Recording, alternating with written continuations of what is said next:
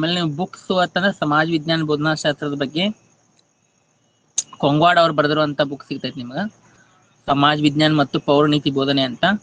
ಆ ಬುಕ್ಸ್ ಅನ್ನ ನೀವು ಏನ್ ಮಾಡ್ಬೋದು, ರೆಫರ್ ಮಾಡ್ಬೋದು. MC ಮೂರ್ತಿ ಬುಕ್ಸ್ ಈ ಸದ್ಯ ಅವೈಲೇಬಲ್ ಇಲ್ಲದ ಆಕ್ಚುಲಿ. ಅದು ಬಿಟ್ಟರೆ ನಿಮ್ಗೆ ಕೊಂಗವಾಡ ಅವ್ರು ಸಿಗತ್ತೆ, ಅದನ್ನ ನೀವು ತಗೋಬಹುದು. ಇಲ್ಲೇ ಮೊದಲನೇ ಒಂದು ಕ್ವಶನ್ಸ್ ಏನೈತಿ ಅಂತಂದ್ರೆ, ಇಲ್ಲಿ ಮಕ್ಕಳಲ್ಲಿ ರಾಷ್ಟ್ರ ಪ್ರೇಮ, ರಾಷ್ಟ್ರಭಕ್ತಿ ಮುಂತಾದವುಗಳನ್ನ ಬೆಳೆಸಲು ಭಾರತ ಸಂವಿಧಾನದಲ್ಲಿ ಮೂಲಭೂತ ಹಕ್ಕುಗಳು ಹಾಗೂ ಮೂಲಭೂತ ಕರ್ತವ್ಯಗಳನ್ನು ಅಳವಡಿಸಲಾಗಿದೆ. ಇದರ ಉದ್ದೇಶವೆಂದರೆ ವಿಶೇಷವಾಗಿ ಮಕ್ಕಳು ಅಂದ್ರೆ ಈ ಸ್ಕೂಲಲ್ಲಿ ಕಲಿಯುವಂತ ಒಂದು ಮಕ್ಕಳು, ಆ ಒಂದು ಮಕ್ಕಳಲ್ಲಿ ನಮ್ಮ ದೇಶದ ಬಗ್ಗೆ ರಾಷ್ಟ್ರ ಪ್ರೇಮ, ರಾಷ್ಟ್ರಭಕ್ತಿ ಅವುಗಳನ್ನ ಬೆಳೆಸಬೇಕು ಅಂತಂದ್ರ ಸಂವಿಧಾನದಲ್ಲಿ ಸಂವಿಧಾನ ರಚನಾಕಾರರು ಒಂದು ಮೂಲಭೂತ ಹಕ್ಕು ಮತ್ತು ಮೂಲಭೂತ ಕರ್ತವ್ಯಗಳನ್ನ ಅಳವಡಿಸಿರುವಂತದ್ದು. 6 ಮೂಲಭೂತ ಹಕ್ಕುಗಳು ಮತ್ತು 11 ಮೂಲಭೂತ ಕರ್ತವ್ಯಗಳು ಈಗಾಗಲೇ ಜಾರಿಯಲ್ಲಿರುವಂತದ್ದು. ಅದರ ಉದ್ದೇಶ ಏನು ಅಂತ ಕೇಳಿದ ಕ್ವಶನ್ಸ್ ಇಲ್ಲಿ. ಇದಕ್ಕೆ ಆಪ್ಷನ್ಗಳು: ಮಕ್ಕಳಲ್ಲಿ ಶಿಸ್ತನ್ನ ಬೆಳೆಸುವುದು, ಮಕ್ಕಳನ್ನ ನಾಗರಿಕರನ್ನಾಗಿಸುವುದು, ಚಿಕ್ಕಂದಿನಲ್ಲೇ ಮಕ್ಕಳಲ್ಲಿ ರಾಷ್ಟ್ರಾಭಿಮಾನ ಬೆಳೆಸುವಂತದ್ದು. ಆಮೇಲೆ 4ನೇ ಆಪ್ಷನ್ಸ್ ನಮ್ಮ ದೇಶದ ಸಂಪೂರ್ಣ ಪರಿಚಯ ಮಾಡಿಸುವುದು ಅಂತ 4 ಆಪ್ಷನ್ ಅದಾವು. ಇದಕ್ಕೆ ಸರಿಯಾದಂತ ಉತ್ತರ, ಒಂದು ಇನ್ನೂ ಚಿಕ್ಕ ಮಕ್ಕಳಿರುವಂತ ಮಕ್ಕಳಲ್ಲಿ ರಾಷ್ಟ್ರದ ಬಗ್ಗೆ ಅಭಿಮಾನವನ್ನ ನಾವು ಬೆಳೆಸಿದೀವಿ ಅಂತಂದ್ರೆ ಅವ್ರ ಮುಂದೆ ನಮ್ಮ ದೇಶಕ್ಕೆ ಯಾವುದೇ ರೀತಿ ಹಾನಿಯಾಗುವಂತ ಒಂದು ಕೆಲಸಗಳಲ್ಲಿ, ವಿಶೇಷವಾಗಿ ಭಯೋತ್ಪಾದನೆ ಮತ್ತು ಈ ಸಮಾಜಘಾತುಕ ಚಟುವಟಿಕೆಗಳಲ್ಲಿ ಅವರು ತೊಡಗಿಕೊಳ್ಳಲ್ಲ ಅನ್ನುವಂತ ಒಂದು ಉದ್ದೇಶದಿಂದ ಅವರು ಚಿಕ್ಕಂದಿನಲ್ಲಿದ್ದಾಗನ ಒಂದು ಸಂವಿಧಾನದಲ್ಲಿ ಮೂಲಭೂತ ಹಕ್ಕು ಮತ್ತು ಕರ್ತವ್ಯಗಳನ್ನ ಅಳವಡಿಸಿರುವಂತದ್ದು ಅನ್ನುವಂಥದ್ದನ್ನ ನಾವಿಲ್ಲಿ ತಿಳ್ಕೊಬೇಕು. ಆಕ್ಚುಲಿ ಈ ಶಿಸ್ತನ್ನ ಬೆಳೆಸುವುದು, ಮಕ್ಕಳನ್ನ ನಾಗರಿಕರನ್ನಾಗಿಸುವುದು ಮತ್ತು ನಮ್ಮ ದೇಶದ ಬಗ್ಗೆ ಪರಿಚಯ ಮಾಡಿಸುವಂತದ್ದು ಇವು ಯಾವ ಇದಕ್ಕೆ ಸರಿಯಾದಂತ ಉತ್ತರ ಆಗಲ್ಲ. ಇನ್ನು 2ನೇ ಕ್ವಶನ್, ಈ 8ನೇ ತರಗತಿಯ ಒಂದು ಮಕ್ಕಳಿಗೆ ಕೇಂದ್ರ ಸರ್ಕಾರ ಮತ್ತು ರಾಜ್ಯ ಸರ್ಕಾರ ನಡುವಿನ ವ್ಯತ್ಯಾಸವನ್ನ ತಿಳಿಸಬೇಕಾಗಿದೆ. ಈ ಒಂದು ಪಾಠಕ್ಕೆ ಅತಿ ಅನುಕೂಲವಾದಂತ ಒಂದು ಬೋಧನಾ ವಿಧಾನ ಯಾವುದು ಅಂತ ಕ್ವಶನ್ಸ್ ಕೇಳಿದ್ದಾರೆ. ಆಕ್ಚುಲಿ 8 ಮತ್ತು 9ನೇ ತರಗತಿಯಲ್ಲಿ ಪೌರನೀತಿ ಬೋಧನೆ ಮಾಡುವಂತ ಸಮಯದಲ್ಲಿ ಕೇಂದ್ರ ಸರ್ಕಾರ ಮತ್ತು ರಾಜ್ಯ ಸರ್ಕಾರ ಬಗ್ಗೆ ಸಂಪೂರ್ಣವಾದಂತ ಒಂದು ಅಧ್ಯಯನವನ್ನ ಮಾಡ್ತೀವಿ. ಅದಕ್ಕೆ ರಿಲೇಟೆಡ್ ಆಗಿ ನಾವು ಯಾವ ಬೋಧನಾ ವಿಧಾನ ಬಳಸಬೇಕು ಅಂತ ಕೊಟ್ಟಿದ್ದಾರೆ. ಚರ್ಚಾ ವಿಧಾನ, ಹೋಲಿಕಾ ವಿಧಾನ ಮತ್ತು ಸಮೀಕ್ಷಾ ವಿಧಾನ, ಪ್ರಾತ್ಯಕ್ಷಿಕೆ ವಿಧಾನ, ಇಷ್ಟು ಆಯ್ಕೆಗಳಿದಾವು. ಇದಕ್ಕೆ ಸರಿಯಾದಂತ ಉತ್ತರ ಹೋಲಿಕಾ ವಿಧಾನ. ನೋಡಿ, ಹೋಲಿಕಾ ವಿಧಾನ ಅದ ಎರಡು ಅಂದ್ರೆ ಕೇಂದ್ರ ಸರ್ಕಾರ ಮತ್ತು ರಾಜ್ಯ ಸರ್ಕಾರಗಳ ಮಧ್ಯೆ ಯಾವ ರೀತಿಯಾದಂತ ಅಧಿಕಾರ ಹಂಚಿಕೆ ಆಗೈತಿ ಮತ್ತ ಅದರ ಒಂದು ಕಾರ್ಯಗಳು ಯಾವ ರೀತಿ ಅದಾವು, ಕೇಂದ್ರ ಸರ್ಕಾರಕ್ಕೆ ಇರುವಂತ ಪ್ರಮುಖವಾದಂತ ಕಾರ್ಯಗಳು ಯಾವುವು ಮತ್ತು ರಾಜ್ಯ ಸರ್ಕಾರಕ್ಕೆ ಒಂದು ಸಂವಿಧಾನದಲ್ಲಿ ಒದಗಿಸಿರುವಂತ ಕಾರ್ಯಗಳು ಯಾವುವು ಅನ್ನುವಂಥದ್ದನ್ನ ಒಂದೇ ಒಂದು ಎಟ್ ಎ ಟೈಮ್ ನಾವು ಹೋಲಿಕೆ ಮಾಡಿ ಅಭ್ಯಾಸ ಮಾಡೋದ್ರಿಂದ ಮಕ್ಕಳಿಗೆ ಒಂದು ಅತಿ ಬೇಗನೆ ಅರ್ಥ ಆಗುವಂತ. ಅದನ್ನ ಯಾವ ರೀತಿ ಮಾಡ್ತೀವಿ ಅಥವಾ ಈ ರೀತಿ ನಾವು ಒಂದು ಕಡೆ ಕೇಂದ್ರ ಸರ್ಕಾರದ ಕಾರ್ಯಗಳು, ಇನ್ನೊಂದು ಕಡೆ ರಾಜ್ಯ ಸರ್ಕಾರದ ಕಾರ್ಯಗಳು ಅಂತ ಕರಿತೀವಿ. ಆಕ್ಚುಲಿ ಈ ರೀತಿ ನಾವು ಅಭ್ಯಾಸ ಮಾಡೋದ್ರಿಂದ ಮಕ್ಕಳು ಬೇಗನೆ ಕಲಿತಾವು. ಅದಕ್ಕಾಗಿ ಇದನ್ನ ಹೋಲಿಕೆ ವಿಧಾನ ಅಂತ ಕರಿತೀವಿ. ಇಲ್ಲಿ ಕೇಂದ್ರ ಸರ್ಕಾರ ಅಂತಂದ್ರೆ ಇಲ್ಲಿ ಯಾರ್ಯಾರು ಬರ್ತಾರೋ ಅಂತಂದ್ರೆ ಇಲ್ಲಿ ಪ್ರಧಾನ ಮಂತ್ರಿ, ಆಮೇಲೆ ರಾಷ್ಟ್ರಪತಿ, ಆಮೇಲೆ ಒಂದು ಸಚಿವ ಸಂಪುಟ, ಆಮೇಲೆ ಇಲ್ಲಿ ಲೋಕಸಭೆ, ರಾಜ್ಯಸಭೆ ಈ ರೀತಿ ಬರ್ತಾವ. ಅದೇ ರೀತಿ ರಾಜ್ಯದಲ್ಲಿ ಅಂತಂದಾಗ ಇಲ್ಲಿ ರಾಜ್ಯಪಾಲರು, ಮುಖ್ಯಮಂತ್ರಿ, ಅದೇ ರೀತಿ ಒಂದು ಮಂತ್ರಿ ಮಂಡಲ, ಇಲ್ಲಿ ವಿಧಾನಸಭೆ, ವಿಧಾನ ಪರಿಷತ್. ಈ ರೀತಿ ಹೋಲಿಕೆಯನ್ನ ಮಾಡಿ ನಾವು ಅಭ್ಯಾಸ ಮಾಡೋದ್ರಿಂದ ಮಕ್ಕಳಿಗೆ ಬೇಗನೆ ಒಂದು ಕಾನ್ಸೆಪ್ಟ್ ಕ್ಲಿಯರ್ ಆಗೋದ್ರಿಂದ ಈ ಒಂದು ಕೇಂದ್ರ ಸರ್ಕಾರ, ರಾಜ್ಯ ಸರ್ಕಾರ ಅನ್ನುವಂತ ಒಂದು ಪಾಠವನ್ನ ಮಕ್ಕಳು ತಿಳಿಬೇಕಾದ್ರ ಅವರು ವಿಶೇಷವಾಗಿ ಈ ಹೋಲಿಕಾ ವಿಧಾನದಲ್ಲಿ ಅಭ್ಯಾಸ ಮಾಡ್ಬೇಕಾಗ್ತೈತಿ. ಅದಕ್ಕಾಗಿ ಇದನ್ನ ಹೋಲಿಕಾ ವಿಧಾನ ಅಂತೇಳಿ ಕರಿತೀವಿ. ನೆಕ್ಸ್ಟ್ 3ನೇ ಒಂದು ಕ್ವಶನ್, ಇತಿಹಾಸ ಶಿಕ್ಷಕನಲ್ಲಿ ಅತ್ಯವಶ್ಯಕವಾಗಿ ಇರಬೇಕಾಗಿರುವಂತದ್ದು. ನೋಡಿ, ಇತಿಹಾಸ ಶಿಕ್ಷಕ ಅಂತಂದ್ಮೇಲೆ ಆತನಲ್ಲಿ ಯಾವ ರೀತಿಯಾದಂತ ಒಂದು ಸಾಮರ್ಥ್ಯ ಇರಬೇಕು ಅನ್ನುವಂತ ಒಂದು ಪ್ರಶ್ನೆಯನ್ನು ಇಲ್ಲಿ ಕೊಟ್ಟಿದ್ದಾರೆ. ಇದಕ್ಕೆ ರಿಲೇಟೆಡ್ ಆಗಿ ಕಲ್ಪನಾ ಸಾಮರ್ಥ್ಯ, ಊಹಾ ಸಾಮರ್ಥ್ಯ, ಹೋಲಿಕಾ ಸಾಮರ್ಥ್ಯ ಮತ್ತು ಸಹ ಸಂಬಂಧ ಮಾಡುವಂತ ಒಂದು ವಿಧಾನ ಅಂತೇಳಿ ಆಪ್ಷನ್ ಕೊಟ್ಟಿದ್ದಾರೆ. ನೋಡಿ, ಇತಿಹಾಸ ಅಂತಂದಾಗ ಆತ ಇತಿಹಾಸ ಶಿಕ್ಷಕ ಅದಾನು ಅಂತಂದ್ರೆ ಆತನಲ್ಲಿ ಕಲ್ಪನಾ ಮನೋಭಾವನೆಯನ್ನ ಬೆಳೆಸುವಂತ ಒಂದು ಸಾಮರ್ಥ್ಯ ಒಂದು ಇರಬೇಕು. ಈಗ ಆತ ಈ ಇಮ್ಮಡಿ ಪುಲಿಕೇಶಿ ಅಥವಾ ಕೃಷ್ಣ ದೇವರಾಯ ಇವರ ಒಂದು ರಾಜ ಮಹಾರಾಜರ ಒಂದು ಪಾಠವನ್ನ ಮಾಡ್ಬೇಕಾರ ಆ ಒಂದು ಕಾಲಾವಧಿಯಲ್ಲಿ ಆ ಶಿಕ್ಷಕ ಇರದೇ ಇದ್ರು ಸಹಿತ ಆ ಒಂದು ಕಾಲಾವಧಿಯಲ್ಲಿ ನಾನು ಇದ್ನಿ, ಈ ರೀತಿಯಾದಂತ ಒಂದು ಘಟನೆಗಳು ನಡೆದಿದ್ದು, ಈ ರೀತಿ ಯುದ್ಧ ನಡೆದಿತ್ತು, 1919 ಈ ಜಲಿಯನ್ ವಾಲಾಬಾಗ್ ಹತ್ಯಾಕಾಂಡ ನಡೆದಂತ ಸಮಯದಲ್ಲಿ ಒಂದು 265 ಜನ ಒಂದು ಸತ್ರು, ಈ ರೀತಿ ಹೇಳುವಂತ ಸಮಯದಲ್ಲಿ ಕಲ್ಪನೆಯನ್ನ ಮಾಡಿಕೊಂಡು ಒಂದು ಮಕ್ಕಳಿಗೆ ಬೋಧಿಸುವಂತ ಒಂದು ಸಾಮರ್ಥ್ಯ ಇತಿಹಾಸ ಶಿಕ್ಷಕನಲ್ಲಿ ಅವಶ್ಯಕವಾಗಿ ಇರಬೇಕಾಗಿರುವಂತದ್ದು. ಅದಕ್ಕಾಗಿ ಇತಿಹಾಸ ಶಿಕ್ಷಕನಲ್ಲಿ ಕಲ್ಪನಾ ಸಾಮರ್ಥ್ಯ ಅನ್ನುವಂಥದ್ದು ಅತಿ ಅವಶ್ಯಕವಾಗಿ ಬೇಕಾಗುವಂತದ್ದು. ನೆಕ್ಸ್ಟ್ ಕ್ವಶನ್, 4ನೇ ಕ್ವಶನ್, ಮೌರ್ಯ ಸಾಮ್ರಾಜ್ಯದ ಪ್ರಸಿದ್ಧ ದೊರೆಯಾದ ಅಶೋಕನ ಶಾಸನಗಳು ಮತ್ತು ಆತನ ಸಾಧನೆಗಳ ಬಗ್ಗೆ ತಿಳಿಸಬೇಕಾಗಿದೆ. ನೀವು ಆಯ್ಕೆ ಮಾಡಿಕೊಳ್ಳುವಂತ ಬೋಧನಾ ವಿಧಾನ ಯಾವುದು ಅಂತ ಕೇಳಿದ್ದಾರೆ. ನೋಡಿ, ಆಕ್ಚುಲಿ ಈ ಪ್ರಾಚೀನ ಕಾಲದ ಕೆಲವೊಂದಿಷ್ಟು ರಾಜ ಮಹಾರಾಜರುಗಳ ಬಗ್ಗೆ ನಾವು ಮತ್ತು ರಾಜಮನೆತನಗಳ ಬಗ್ಗೆ ಅಭ್ಯಾಸ ಮಾಡಬೇಕಾಗಿತ್ತು ಅಂತಂದ್ರ ನಾವು ವಿಶೇಷವಾಗಿ ಯಾವ ಬೋಧನಾ ವಿಧಾನ ಆಯ್ಕೆ ಮಾಡ್ಕೋಬೇಕು ಅಂತ ಕೇಳಿದರು. ಇದಕ್ಕೆ ಆಯ್ಕೆಗಳು ಪ್ರಾಕ್ತನ ಆಧಾರಗಳು, ಸಾಹಿತ್ಯಿಕ ಆಧಾರಗಳು, ಆತ್ಮವೃತ್ತಾಂತ ಆಧಾರಗಳು ಮತ್ತು ಶೈಕ್ಷಣಿಕ ಪ್ರವಾಸ 4 ಆಪ್ಷನ್ ಕೊಟ್ಟಿದ್ದಾರೆ. ನೋಡಿ, ಇಲ್ಲಿ ಪ್ರಾಕ್ತನ ಆಧಾರಗಳು ಅನ್ನುವಂತ ಒಂದು ಆಯ್ಕೆ ಇದಕ್ಕೆ ಸರಿಯಾದಂತ ಉತ್ತರ. ಆಕ್ಚುಲಿ ಪ್ರಾಕ್ತನ ಆಧಾರಗಳು ಅಥವಾ ಇಲ್ಲಿ ವಿಶೇಷವಾಗಿ ಈ ಶಾಸನಗಳ ಬಗ್ಗೆ ಅಧ್ಯಯನ ಮಾಡುವುದು, ಮಡಿಕೆ ಕುಡಿಕೆಗಳ ಬಗ್ಗೆ ಮತ್ತು ಅವ್ರು ನಿರ್ಮಿಸಿರುವಂತ ದೇವಾಲಯಗಳು ಮತ್ತು ಸ್ತೂಪಗಳ ಬಗ್ಗೆ ಅಭ್ಯಾಸ ಮಾಡ್ಬೇಕಾಗಿತ್ತು ಅಂತಂದ್ರೆ ಅದನ್ನ ಪ್ರಾಕ್ತನ ಆಧಾರಗಳು ಅಂತ ಕರಿತೀವಿ. ಸಾಹಿತ್ಯಿಕ ಆಧಾರಗಳು ಅಂತಂದ್ರೆ ಒಂದು ಅವರ ಕಾಲಾವಧಿಯಲ್ಲಿ ಇದ್ದಂತ ಒಂದು ವಿದ್ವಾಂಸರು ಬರೆದಿರುವಂತ ಕೆಲವೊಂದಿಷ್ಟು ಸಂಸ್ಕೃತ ಮತ್ತು ಕನ್ನಡದ ಪುಸ್ತಕಗಳು, ಕೃತಿಗಳು ಅಂತ ಕರಿತೀವಿ. ಅಥವಾ ವಿದೇಶಿಗರು ಯಾರಾದ್ರೂ ಇದ್ರೆ ಈ ಪಾಯಾನ, ಆಮೇಲೆ ಒಂದು ಹುಯೆನ್ ಸ್ಟ್ಯಾಂಗ, ಬೇರೆ ಬೇರೆ ಅಬ್ದುಲ್ ರಜಾಕ, ಬಾರ್ಬೋಸಾ, ಇವ್ ರೀತಿ ಕೆಲವೊಂದಿಷ್ಟು ಜನ ವಿದೇಶಿಗರು ಮತ್ತು ಸ್ವದೇಶಿಗರು ಬರೆದಿರುವಂತ ಒಂದು ಪುಸ್ತಕಗಳನ್ನ ಸಾಹಿತ್ಯಿಕ ಆಧಾರ ಅಂತ ಕರಿತೀವಿ. ಆತ್ಮವೃತ್ತ ಅಂತಂದ್ರೆ ಆತ್ಮಚರಿತೆ, ಇದು ಶೈಕ್ಷಣಿಕ ಪ್ರವಾಸ, ಇದಕ್ಕೆ ಯಾವ್ದು ರಿಲೇಟೆಡ್ ಇಲ್ಲ. ಇನ್ನು 5ನೇ ಕ್ವಶನ್, ಹಿರಿಯ ಪ್ರಾಥಮಿಕ ಶಾಲಾ ಮಕ್ಕಳಿಗೆ ಭಾರತದಲ್ಲಿ ನಡೆಯುವಂತ ಚುನಾವಣಾ ವ್ಯವಸ್ಥೆಯ ಮತದಾನ ಮಾಡುವ ಬಗ್ಗೆ ಒಂದು ಅರಿವು ಮೂಡಿಸಬೇಕಾಗಿದೆ. ಇದಕ್ಕೆ ಅತಿ ಅನುಕೂಲವಾದಂತ ಒಂದು ಬೋಧನಾ ವಿಧಾನ ಯಾವುದು ಅಂತ ಕೇಳಿದ್ದಾರೆ.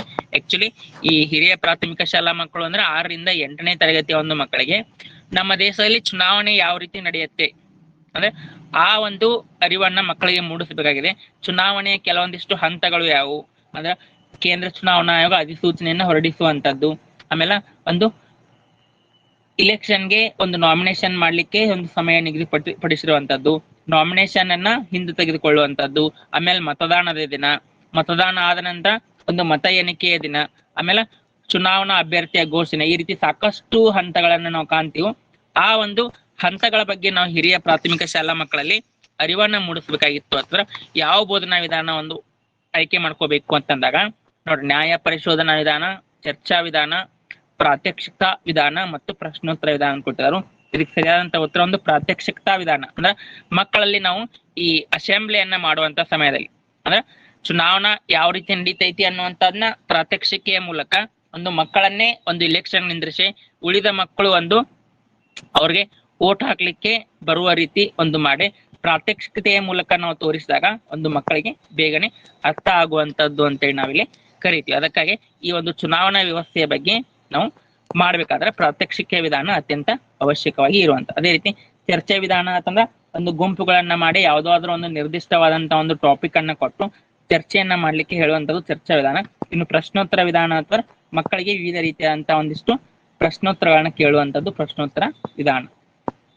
ಇನ್ನು 6ನೇ ಕ್ವಶನ್, ಇತ್ತೀಚಿನ ದಿನಗಳಲ್ಲಿ ಆನ್ಲೈನ್ ಶಿಕ್ಷಣ ಅತಿ ಪ್ರಮುಖವಾದಂತ ಒಂದು ಹೊಸ ಉಪಕ್ರಮ ಆಗಿದೆ. ಇದರಿಂದ ಮಕ್ಕಳಿಗೆ ನೋಡಿ, ಆನ್ಲೈನ್ ಶಿಕ್ಷಣದಿಂದ ಮಕ್ಕಳಿಗೆ ಯಾವ ರೀತಿಯಾದಂತ ಒಂದು ಪ್ರಯೋಜನ ಆಕೈತಿ ಅನ್ನುವಂತ ಒಂದು ಪ್ರಶ್ನೆಯನ್ನ ಇಲ್ಲಿ ಕೊಟ್ಟಿದ್ದಾರೆ. ಇದಕ್ಕೆ ಆಪ್ಷನ್ಗಳು: ಶಾಲೆಗೆ ಹೋಗುವುದು ತಪ್ಪಿದೆ, ಮಕ್ಕಳಿಗೆ ವಿಶಿಷ್ಟ ರೀತಿಯ ಬೋಧನಾ ಅನುಭವ ದೊರೆಯುವುದು, ನೋಡಿ ಕಲಿ ಕೇಳಿ ಕಲಿ ತತ್ವ ಆಧಾರಿತವಾಗಿದೆ, ಮೇಲ್ನ ಯಾವುದು ಅಲ್ಲ ಅಂತ ಆಪ್ಷನ್ಸ್ ಅದಾವು.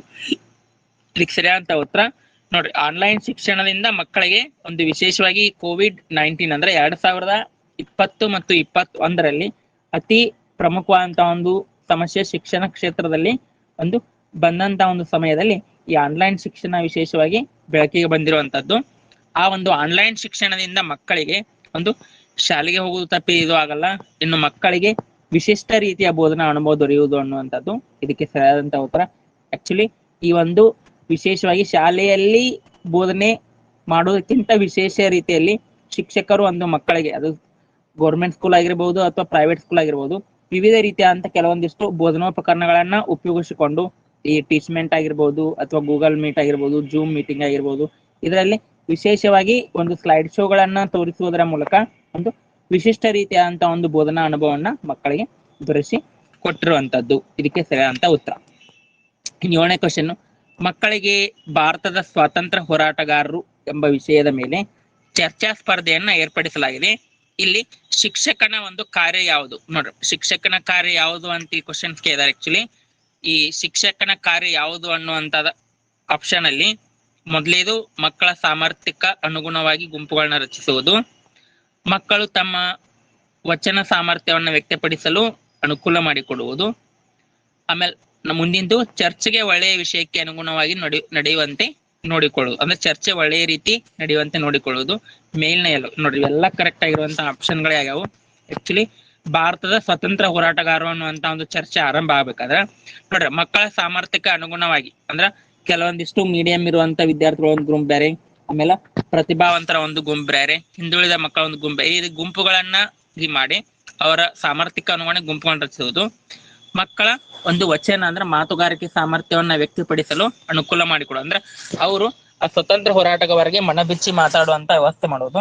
ಇನ್ನ ಚರ್ಚೆ ಒಳ್ಳೆಯ ರೀತಿ ಅಂದ್ರೆ ಯಾವುದೇ ರೀತಿ ಕದನಕ್ಕೆ ಆಸ್ಪದ ಕೊಡದ ರೀತಿಯಲ್ಲಿ ನಡೆಯುವ ರೀತಿ ಅದನ್ನ ನಾವು ನೋಡ್ಕೋಬೇಕು. ಇವೆಲ್ಲ ಆಪ್ಷನ್ಗಳು ಇದಕ್ಕೆ ಸರಿಯಾಗಿರುವಂತದ್ದು ನೋಡಿ. ವಿಶೇಷವಾಗಿ ವಿಮರ್ಶಾತ್ಮಕ ತನಿಖಾ ವಿಧಾನ, ವಿಮರ್ಶಾತ್ಮಕ ತನಿಖಾ ವಿಧಾನ ಅಂದ್ರೆ ಕ್ರಿಟಿಸೈಸಮ್ ಒಂದು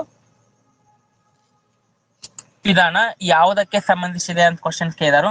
ಶಿಕ್ಷಕ ಕೇಂದ್ರಿತ ವಿಧಾನವಾಗಿದೆ, ಪ್ರಕ್ರಿಯೆ ಕೇಂದ್ರಿತವಾಗಿದೆ, ಚಟುವಟಿಕೆ ಕೇಂದ್ರಿತವಾಗಿದೆ ಮತ್ತು ವಿದ್ಯಾರ್ಥಿ ಕೇಂದ್ರಿತವಾಗಿದೆ ಅಂತ ಹೇಳಿ ಕ್ವಶನ್ಸ್ ಐತಿ. ಇದಕ್ಕೆ ಸರಿಯಾದಂತ ಉತ್ತರ ವಿದ್ಯಾರ್ಥಿ ಕೇಂದ್ರ. ನೋಡ್ರಿ, ವಿಮರ್ಶಾತ್ಮಕ ತನಿಖಾ ಅನ್ನುವಂತ ಒಂದು ವಿಧಾನ ಇರುವಂತದ್ದೇ ವಿದ್ಯಾರ್ಥಿ ಕೇಂದ್ರಿತ, ಅಂದ್ರೆ ಮಗು ವಿಮರ್ಶಾತ್ಮಕವಾಗಿ ಇಲ್ಲಿ ಕಲೀಲಿಕ್ಕೆ ಸಾಧ್ಯ ಆಗುವಂತದ್ದು.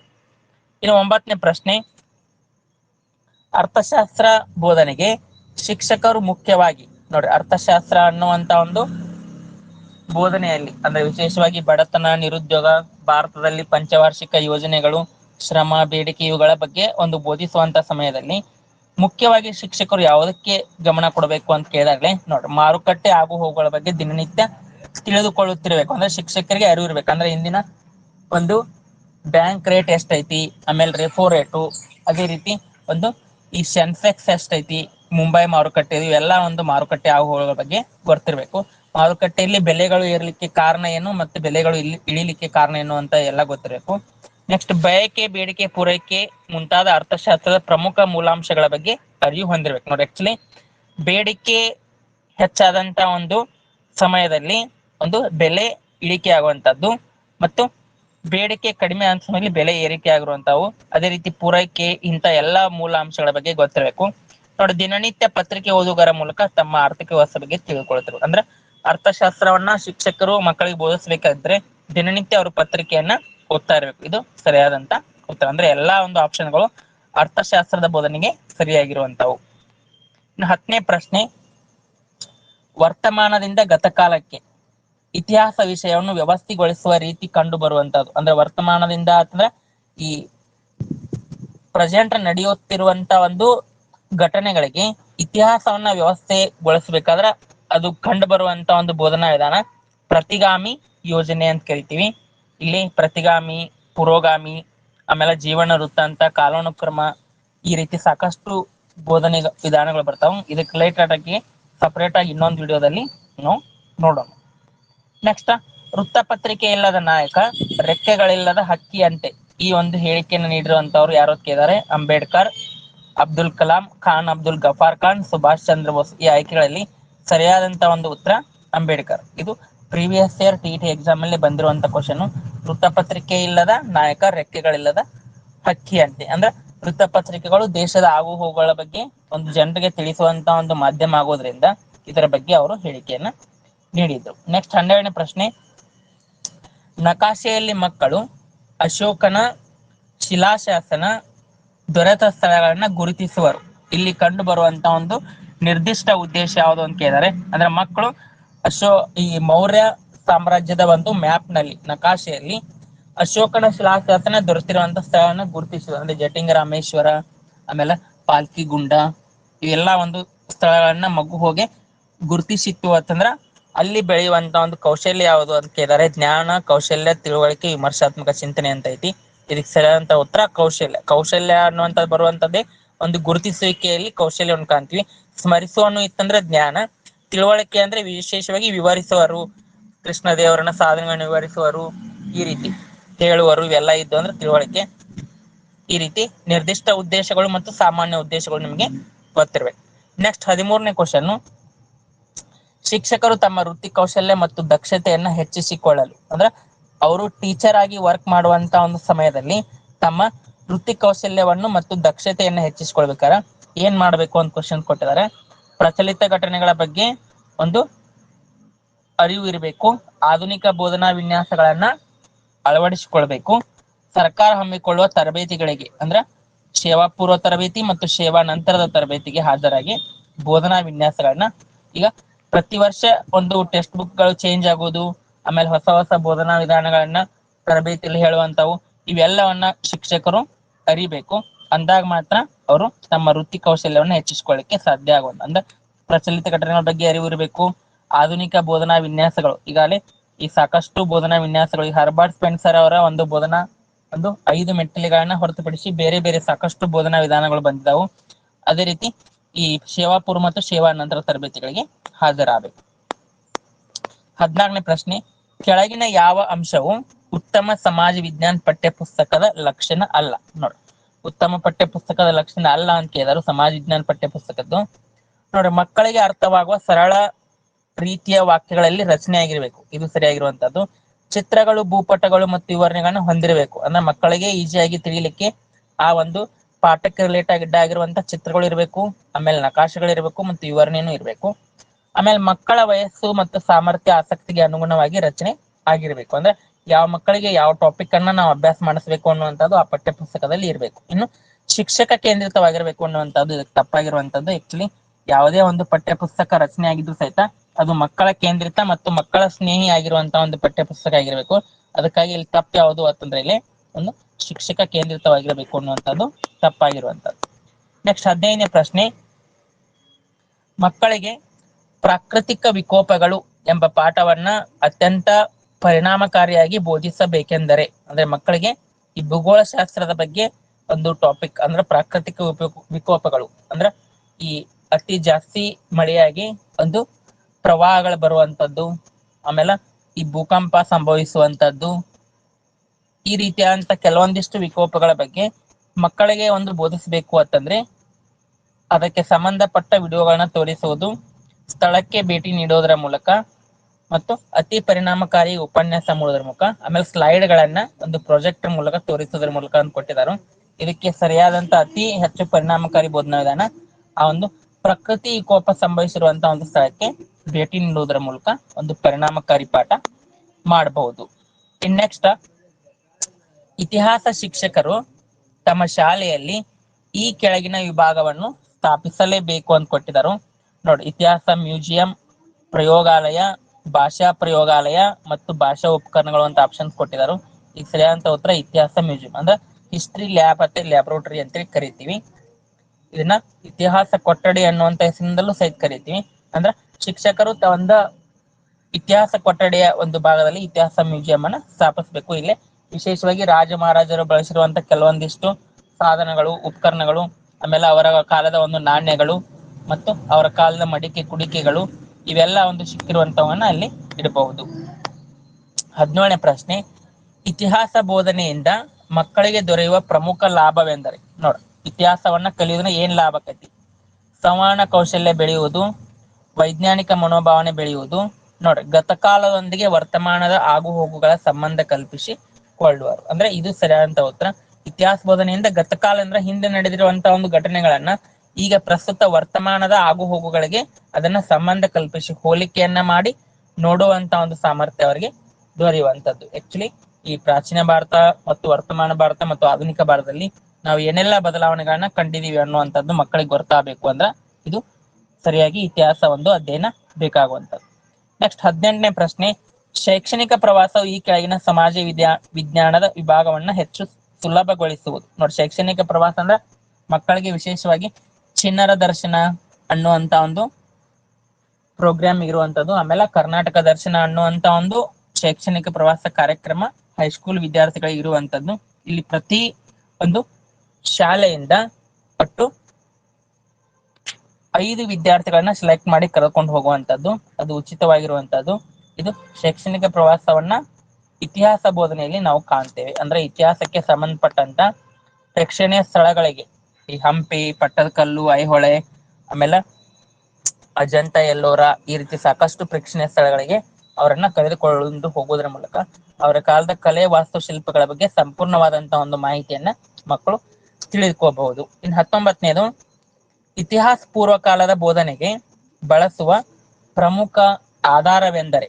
ಇತಿಹಾಸ ಪೂರ್ವ ಕಾಲದ ಅಂದ್ರೆ ಪೂರ್ವ ಇತಿಹಾಸ ಕಾಲದ ಅಂದ್ರೆ ಪ್ರಾಚೀನಕ್ಕಿಂತ ಪೂರ್ವದ ಇತಿಹಾಸ ಕಾಲವನ್ನು ನಾವು ಅಧ್ಯಯನ ಮಾಡ್ಬೇಕಾದ್ರೆ ಪ್ರಾಕ್ತನ ಆಧಾರಗಳು ಅಂತ ಕರಿತೀವಿ. ಪ್ರಾಕ್ತನ ಆಧಾರಗಳು ಅಂತಂದ್ರೆ ಒಂದು ಈ ಶಾಸನಗಳು ಆಗಿರಬಹುದು, ಆಮೇಲೆ ಅವ್ರ ಕಾಲದ ಒಂದು ನಾಣ್ಯಗಳು ಆಗಿರಬಹುದು, ಅದೇ ರೀತಿ ಒಂದು ಪ್ರಮುಖವಾಗಿ ಮಡಿಕೆ ಕುಡಿಕೆಗಳಾಗಿರ್ಬಹುದು, ಅವ್ರು ನಿರ್ಮಿಸಿ ಹೋಗಿರುವಂತ ಒಂದು ದೇವಾಲಯಗಳು, ಸ್ಮಾರಕಗಳಾಗಿರ್ಬೋದು, ಇವೆಲ್ಲವನ್ನ ಪ್ರಾಕ್ತನ ಆಧಾರಗಳು ಅಂತ ಕರಿತೀವಿ. ನೆಕ್ಸ್ಟ್ 20ನೇ ಪ್ರಶ್ನೆ, ವಿದ್ಯಾರ್ಥಿಗಳಲ್ಲಿ ಅನ್ವಯಿಕ ಮಾದರಿಯ ಸಾಮರ್ಥ್ಯವನ್ನ ಪರೀಕ್ಷಿಸಲು ಈ ಕೆಳಗಿನ ಪ್ರಶ್ನೆ ಸಹಾಯಕವಾಗುವುದು. ನೋಡ್ರಿ, ಅನ್ವಯಿಕ ಮಾದರಿ ಅಂದ್ರೆ ಅಪ್ಲೈಡ್ ಕ್ವಶನ್ ಯಾವ ರೀತಿ ಇರುತ್ತೆ ಅಂತ. ತಾಳಿಕೋಟ ಕದನ ಯಾವಾಗ ನಡೆಯಿತು? ನೋಡ್ರಿ, ಇದು ಸ್ಮರಣೆಗೆ ಸಂಬಂಧಪಟ್ಟಿರುವಂತದ್ದು. ತಾಳಿಕೋಟ ಕದನ ವಿವರಿಸಿ, ಇದು ತಿಳುವಳಿಕೆಗೆ ಸಂಬಂಧಿಸಿರುವಂತದ್ದು. ತಾಳಿಕೋಟೆ ಕದನ ಯಾರ ಮಧ್ಯೆ ನಡೆಯಿತು? ಇದು ಸ್ಮರಣೆ ಅಂದ್ರೆ ಜ್ಞಾನಕ್ಕೆ ಸಂಬಂಧಪಟ್ಟಿರುವಂತದ್ದು. ಇನ್ನು ತಾಳಿಕೋಟೆ ಕದನದ ಪರಿಣಾಮ ವಿಶ್ಲೇಷಣೆ ಅನ್ನುವಂಥದ್ದು ಮಕ್ಕಳ ಅನ್ವಯಿಕ ಮಾದರಿಯನ್ನ ಒಂದು ಪರೀಕ್ಷಿಸುವಂತದ್ದು. ಅದಕ್ಕಾಗಿ ಒಂದು ತಾಳಿಕೋಟ ಕದನದ ಪರಿಣಾಮ ಅಂದ್ರೆ ಅದರಿಂದ ತಾಳಿಕೋಟೆ ಕದನ ಆದ ನಂತರ ಏನೇನಾಯ್ತು ಅಂದ್ರೆ ಅರವಿಡು ಸಂತತಿ ಒಂದು ಈ ಬಳ್ಳಾರಿಯ ಹಂಪೆಯನ್ನ ಬಿಟ್ಟು ಬೇರೆ ಕಡೆ ಒಂದು ಆಳ್ವಿಕೆಯನ್ನ ಮಾಡ್ಲಿಕ್ಕೆ ಸ್ಟಾರ್ಟ್ ಆಯ್ತು. ಅಳಿಯ ರಾಮರಾಯ ತೀರಿಕೊಂಡ. ಈ ರೀತಿ ಸಾಕಷ್ಟು ಪರಿಣಾಮವನ್ನ ವಿಶ್ಲೇಷಣೆ ಮಾಡಬಹುದು. ಇನ್ನು 21ನೇದು, ಇತಿಹಾಸ ಶಿಕ್ಷಕ ತರಗತಿಯಲ್ಲಿ ಭೂಪಟವನ್ನ ಬಳಸುವುದರ ಮೂಲಕ ವಿದ್ಯಾರ್ಥಿಗಳಲ್ಲಿ ಈ ಸಾಮರ್ಥ್ಯ ಬೆಳೆಸಬಹುದು ಅಂತ ಕೊಟ್ಟಿದ್ದಾರೆ. ನೋಡಿ, ವಿಶೇಷವಾಗಿ ಭೂಪಟವನ್ನ ಇತಿಹಾಸದಲ್ಲಿ ಬಳಸುವುದು ಏನು ಅಂತಾರೆ, ವಿಶೇಷವಾಗಿ ಸ್ಥಳವನ್ನ ಗುರುತಿಸ್ಲಿಕ್ಕೆ ಅಥವಾ ಸ್ಥಳ ಪ್ರಜ್ಞೆಯನ್ನ ಮಕ್ಕಳಲ್ಲಿ ಮೂಡಿಸ್ಲಿಕ್ಕೆ. ಈಗ ನಾವು ಬರೇ ಈ ಆಧುನಿಕ ಭಾರತ ಇತಿಹಾಸ ಬೋಧನೆ ಮಾಡುವಂತ ಸಮಯದಲ್ಲಿ ಜಲಿಯನ್ ವಾಲಾ ಬಾಗ್ನಲ್ಲಿ 1919ರಲ್ಲಿ ಒಂದು ಹತ್ಯಾಕಾಂಡ ನಡೆಯಿತು ಅಂತ ಅಷ್ಟ ಹೇಳಿದ್ರೆ ಮಕ್ಕಳಿಗೆ ಗೊತ್ತಾಗಲ್ಲ. ಅದನ್ನೇ ನಾವು ಈ ಇತಿಹಾಸ ಅಂದ್ರೆ ಮ್ಯಾಪ್ ಅನ್ನ ಬಳಸಿ ಆ ಸ್ಥಳವನ್ನ ಮಕ್ಕಳಿಗೆ ತೋರಿಸಿದ್ರೆ ಅವರಲ್ಲಿ ಒಂದು ಬೇಗನೆ ಒಂದು ಕಲಿತಾರು ಅನ್ನುವಂಥದ್ದು. ನೆಕ್ಸ್ಟ್ 22ನೇ ಪ್ರಶ್ನೆ, ಇತ್ತೀಚೆಗೆ ಜಾರಿಗೆ ತರಲಾದ ವ್ಯಾಪಕ ಮತ್ತು ನಿರಂತರ ಮೌಲ್ಯಮಾಪನದಲ್ಲಿ ಅದು ಯಾವ ರೀತಿ ಐತಿ ಅಂತಂದ್ರ ನೋಡ್ರಿ, ಮಕ್ಕಳ ಸರ್ವತೋಮುಖ ಬೆಳವಣಿಗೆಗೆ ಸಹಕಾರಿಯಾಗಿದೆ, ಅಭ್ಯಾಸದ ಹೊರೆ ಕಡಿಮೆ ಮಾಡಿದೆ, ಸ್ವಕಲಿಕೆಗೆ ಸಹಾಯಕಾರಿಯಾಗಿದೆ ಮತ್ತು ಮೇಲಿನ ಎಲ್ಲವೂ. ನೋಡಿ, ಇವೆಲ್ಲ ಒಂದು ಸರಿಯಾಗಿರುವಂತದ್ದು.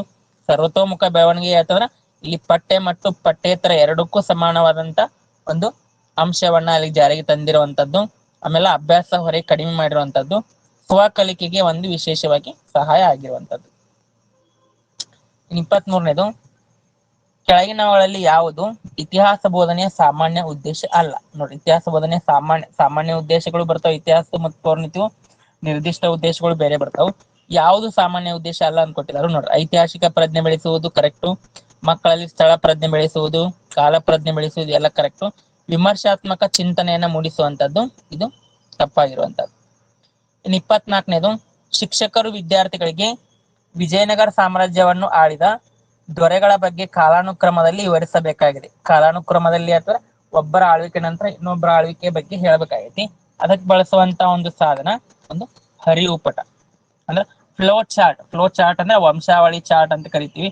ಆ ವಂಶಾವಳಿ ಚಾರ್ಟ್ಗಳ ಮೂಲಕ ಯಾರ ಆಳ್ವಿಕೆ, ಸಂಗಮ ಆಳ್ವಿಕೆ ಮುಂತ ಸಂಗಮ, ಸಾಳ್ವ, ತುಳುವ, ಅರವಿಡು, ಈ ರೀತಿ ಒಂದು ಹರಿವು ಪಟದ ಮೂಲಕ ಬೋಧನೆ ಮಾಡಬಹುದು. ಅದನ್ನ ವಂಶಾವಳಿ ಚಾರ್ಟ್ ಅಂತ ಕರಿತೀವಿ. ಇನ್ನು ಕೊನೆಯ ಪ್ರಶ್ನೆ, ಒಂದು ಪಾಠದ ಪೀಠಿಕೆಯಲ್ಲಿ ಒಳಗೊಂಡಿರುವ ಮನೋವೈಜ್ಞಾನಿಕ ನಿಯಮ, ಸಿದ್ಧತಾ ನಿಯಮ. ಅಂದ್ರೆ ಮಕ್ಕಳಿಗೆ ನಾವು ಮೋಟಿವೇಶನಲ್ ಕ್ವಶನ್ಸ್ ಅನ್ನ ಕೇಳಿ ಒಂದು ಪಾಠವನ್ನ ಮಾಡುವುದರಿಂದ ಅವರಲ್ಲಿ ಆ ಒಂದು ಪಾಠದ ಬಗ್ಗೆ ಸಂಪೂರ್ಣವಾದಂತಹ ಮಾಹಿತಿ ದೊರೆಯುತ್ತದೆ ಮತ್ತು ಅದಕ್ಕೆ ವಿಶೇಷವಾಗಿ ಮನೋವೈಜ್ಞಾನಿಕ ರೀತಿಯಲ್ಲಿ ಅವರು ಆ ಪಾಠವನ್ನ ಕೇಳಿಕೆ ಒಂದು ಸಿದ್ಧ ಆಗುವಂತದನ್ನ ಕಾಣ್ತೀವಿ. ಅದಕ್ಕಾಗಿ ಸಿದ್ಧತಾ ನಿಯಮ ಇದಕ್ಕೆ ಸರಿಯಾದಂತ ಉತ್ತರ. ಇವಿಷ್ಟು ಒಂದು ಶೈಕ್ಷಣಿಕ ಇವತ್ತಿನ ಒಂದು ಇತಿಹಾಸ ಬೋಧನಾ ವಿಧಾನಕ್ಕೆ ಕುರಿತಂತೆ ಕೆಲವೊಂದಿಷ್ಟು ಪ್ರಶ್ನೆಗಳು.